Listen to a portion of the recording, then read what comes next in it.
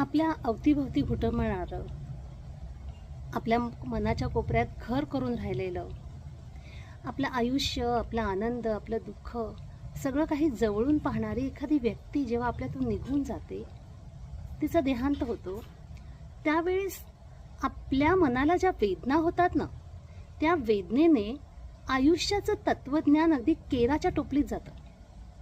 ही वेदना असते कशाची? ती वेदना असते त्या व्यक्तीतलं चैतन्य हरवण्याची. पण चैतन्याला चेतना आवश्यक असते. म्हणजेच बघा की मृतदेहाला कोणी बाहुपाशामध्ये कवटाळून राहत नाही.